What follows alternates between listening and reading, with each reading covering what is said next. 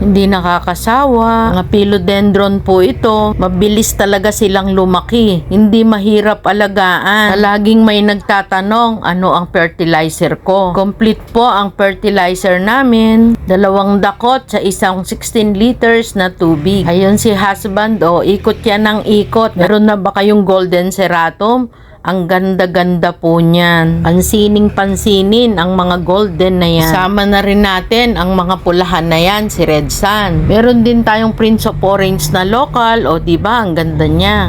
Hindi talaga nakakasawang ikot-ikutan ang mga halaman natin. Sa nagtatanong kung ito po ay binebenta, opo, binebenta po namin to. Ang presyuhan ay depende sa laki, sa size, sa lush, o kung malago, kung nasa nursery plastic or nursery bag or nakapasuba, maliit, malaki. Maraming basihan po ang pagpipresyo sa halaman. May mamang naikot doon. Hanggang sa muli.